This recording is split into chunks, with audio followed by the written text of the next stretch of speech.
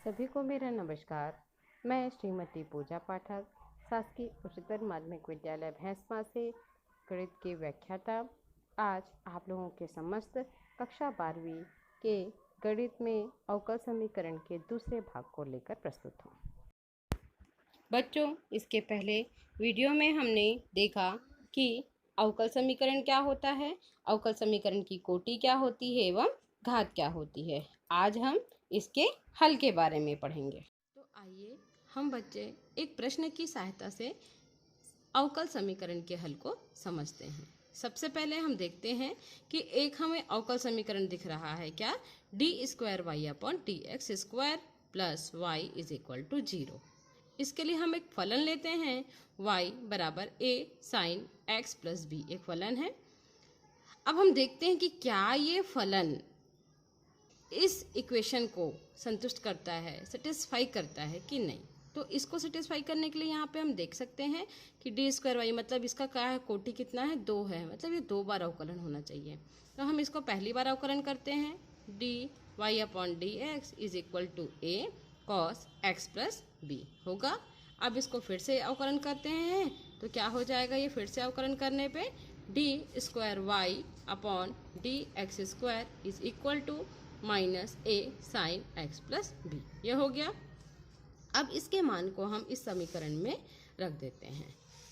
आइए रखने पे क्या हो जाएगा, ये minus a sine x plus b plus a sine x plus b होगा। यहाँ पे देखते हैं ये नेगेटिव है, ये पॉजिटिव है, तो दोनों क्या हो जाएगा, कैंसिल, मतलब इसका वैल्यू क्या हो जाएगा, टोटल 0, मतलब लेफ्ट हैंड साइड और राइट हैंड साइड का वैल्यू क्या हो गया, बराबर हो गया।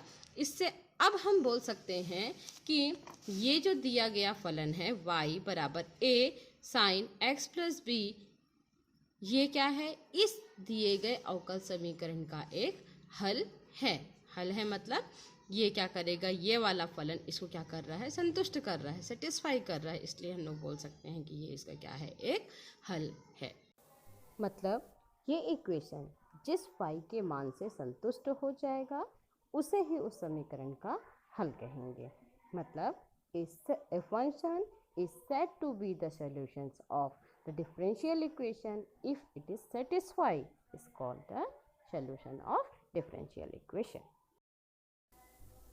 अर्थात किसी अवकल समीकरण का हल स्वतंत्र तथा आश्रित चरों के मध्य में संबंध होता है जो अवकल समीकरण को संतुष्ट करता है। इस प्रकार के संबंध तथा इससे प्राप्त अवकल गुणांक को जब हम इस समीकरण में रखते हैं तो बायां पक्ष तथा दायां पक्ष क्या होता है, बराबर हो जाता है। यही इसका हल कहलाता है।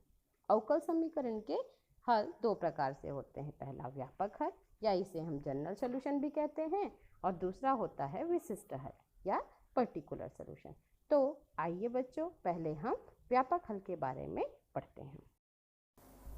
जब किसी अवकल समीकरण के हल में उतने ही स्वेच्छा अचर हों जितना कि उसकी कोटि हो तो उसे व्यापक हल कहते हैं। इसे समझने के लिए हम एक उदाहरण लेते हैं। जैसे सिद्ध कीजिए कि y बराबर x³ धन ax² धन bx धन c अवकल समीकरण t³ बराबर 6 का एक हल है। ठीक है, यहाँ पे हमें a, b और c ये तीनों क्या हैं, हमारे लिए स्वेच्छा अचर हैं, अतः इसे हमें 3 बार अवकलन करना पड़ेगा। ठीक है, आइए देखते हैं। आइए देखें, y बराबर x³ धन ax² धन bx धन c, इसे हम समीकरण 1 देते हैं। यहाँ पे हमें 3 स्वेच्छा अचर दिख रहे हैं, a, b और c, अतः इसका मतलब क्या है, समीकरण 1 का 3 बार अवकलन करना पड़ेगा। अब हम अवकलन करते हैं तो होगा dy/dx बराबर 3x² plus 2ax plus b। पुनः अवकलन करेंगे तो यह हो जाएगा d²y/dx² is equal to 6x plus 2a। फिर से अवकलन करेंगे तो ये क्या हो जाएगा, d³ y/dx³ is equal to 6, जो कि इस समीकरण का हल है। अतः हम बोल सकते हैं कि y बराबर x³ plus ax² plus bx plus c इस अवकल समीकरण का हल होगा। क्योंकि 3 स्वेच्छ अचर थे इसलिए हमें कितने बार अवकलन करना पड़ा, 3 बार। अतः यह इसका व्यापक हल है। मतलब इस प्रश्न में हमें जो ए बी दिख रहा है ये क्या है, स्वेच्छ अचर है। ठीक है, क्योंकि उसको हल करने पे ये क्या होता है, इस अवकल समीकरण का हल है। लेकिन इसके विशिष्ट हल के लिए आइए देखते हैं।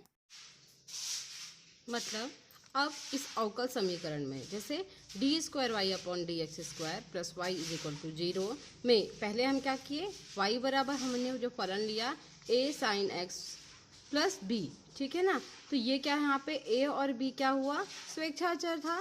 तो इसका जो हल हमको मिलता था वो क्या था, व्यापक हल था। लेकिन अगर अब हम क्या करते हैं, a की जगह कोई मान रख सकते हैं और b की जगह भी कोई पर्टिकुलर वैल्यू हम लोग इस लोग को अगर दे देते हैं, मतलब a इज इक्वल टू हमने 2 दिया, b इज इक्वल टू अगर π/4 दिया, तो भी ये जो समीकरण होगा, ठीक है, ये जो फलन होगा ये क्या होगा, इस अवकल समीकरण का तब भी हल होगा।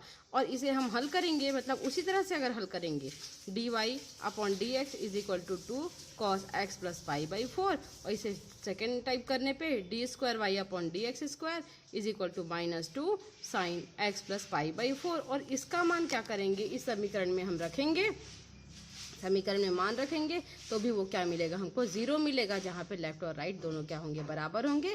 मतलब वो भी उसका क्या होगा, हल होगा। तो इस हल को हम क्या बोलते हैं, विशिष्ट हल या पर्टिकुलर सोल्यूशन। पर्टिकुलर क्यों बोलते हैं, क्योंकि यहाँ पे हमने a और b मतलब आर्बिट्री कांस्टेंट की जगह पे हम लोग पर्टिकुलर कोई वैल्यू क्या कर दिए, पुटअप कर दिए, इसलिए इसे हम लोग क्या बोलते हैं, विशिष्ट हल। मतलब वह स्वेच्छ अचर जो होता है, हम लोग क्या करते हैं, वहाँ पे कोई ना कोई वैल्यू दिया होता है, तो उसे हम लोग क्या बोलते हैं, विशिष्ट हल कहते हैं।